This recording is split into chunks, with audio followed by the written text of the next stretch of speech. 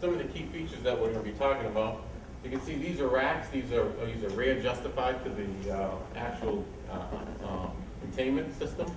This is the containment frame, clear ceiling with the chimneys that Peter Rumsey was speaking about.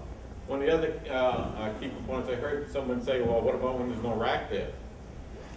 These are actually vertical blanking systems. So when you've got the next rack to move in, or next series of racks, I don't care what size they are, what U height they are, or what width or what depth, you can take out the appropriate amount of blanking panels, slide in your next racks, and reseal up the enclosure. Made it very flexible.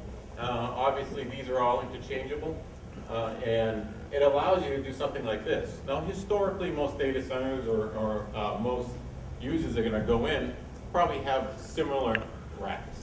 May not all be the same manufacturer, but probably all be the same size. This is just showing worst case scenario or different heights, and you know, we targeted to be able to roll in a 51U rack on casters, fit it in, and get it in place without having any barriers. Obviously, on top of the rack, you can see some more blanking, just to make sure that we've sealed the top of the rack. What we've talked about in the chimneys, a variety of chimneys. There's actually extra places. If you need to be able to expand, you can do that. Do those blanking panels remove entirely, or do they flip out? The vertical, you're talking vertical vertical blanking panels, yeah. Yeah, they remove entirely. Okay. Actually, on the end is a storage location for them. So if you wanted to store enough for a few racks nearby, you could. Yes, sir. Local jurisdiction, fire suppression?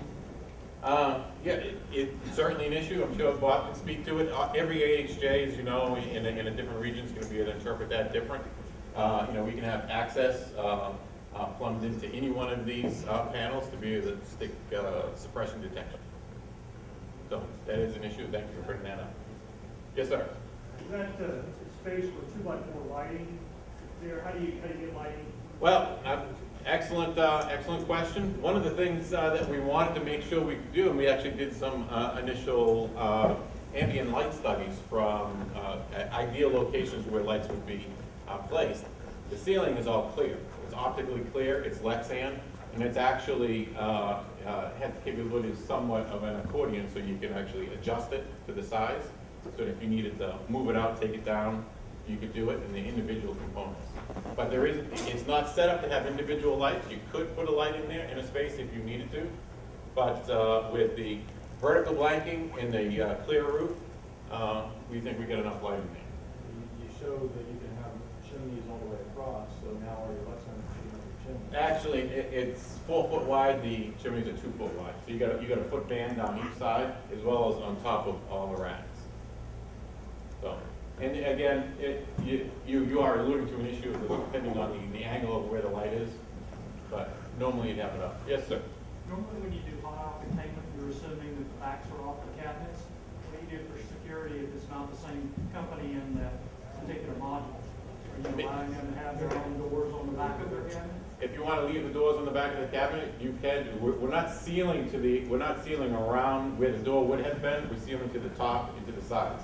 So you would perform standard baying of your cabinets if you were so inclined to bay them together. And we're actually going to drop what will look close to like a Venetian blind at the top of it. So you would use the customer's rear door from a security perspective? Correct. If you wanted to secure like just this rack, you know, I want to keep the rear door on it because I want to be able to lock it, you could do that. Any other questions? Yes, sir. How about sprinkler system? Excuse me? How do you deal with sprinkler system? How do I deal with a sprinkler system? Yeah, Fire. Same issue as same question as I just answered up here. I should have repeated it, but the whole idea of sprinkler system is in any one of these access points, you could drop a sprinkler down and penetrate the actual Lexan plastics, standard Greenlee. You can put a punch in it. Small discussion down into the containment system, and it's relatively flat on the top side, inside the facility, inside the room. This is just giving you an idea of what it looks like loaded. Point to your issue. You know, we would expect light, ambient light, to be entering the aisles like this, and that's the actual picture of the unit that you're going to see today. In its real form. I'm not sure how many cabinets we ended up putting on it today, but the whole idea of the vertical blanking sitting in with cabinets, and we actually toyed with the idea for the one you see today with clear chimneys, or at least a steel frame with clear sides. We've actually migrated away from that and gone to an entire steel chimney. So did you work with Rumsey to determine what the required percent of their containment that would be versus just doing, you know, the standard fireproof butcher henry stuff that would be probably a lower amount cheap? Yeah, I mean, some of the key requirements is you know, it's not rack integrated and it needed to be a freestanding environment. You know, certainly we were with Rumsey. It was one of the key contributors to the product and to the collaboration effort to get the product to the finished design. Being able to have you know, a certain amount of flexibility for moving racks in and out, being able to reseal it relatively quickly, and have the flexibility drove the design to a freestanding frame and some sort of blanking system. I was just asking, was there analysis done with like the hanging curtain stuff? Because it has all the flexibility you're talking about, but the seal is probably 90% better. Yeah, I mean, yeah, some of the I don't see the blanking curtains getting that kind of seal level. And you know, this, you know, don't mistake, this is not 100% airtight. It's not meant to be 100% airtight. In fact, it was designed to have leakage depending on you know, the pull in the chimney. So we wanted some amount of leakage in the system. So leakage is not totally bad. What's your metric in cost? I guess it goes back to what's your ROI? So you say, let's say we have a PUE of 1.12. We're typically dealing with about $25 a view, let's say, for a standard rack, maybe Wright line or ABC.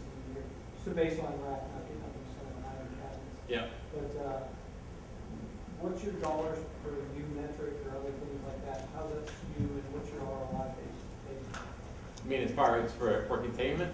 Right, so you look at the system and you go, boy, we're paying about $1,200 a rack, including containment. And now we're paying some other dollar amount, but we're saving CapEx not, well, we're spending CapEx for OpEx now. Right. And what ROI model are you using? How long is it? I mean, it's, you know, we can look at a bunch of different ROIs, but even in a legacy environment where you're going to have a containment system connected up to legacy cracks, your ROI is going to be based on the amount of reduction of fan energy, right? And we saw in the ADC model, their fan energy is significantly reduced, and that's really where the ROI is coming from, is less fan energy. So when we talk about data center, is it 3 years, 4 years? Oh, to adopt this?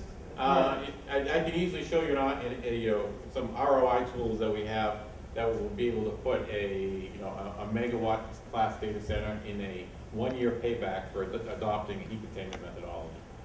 And that's just based on the reduction of your energy consumption or cracks in a legacy system. Any other questions?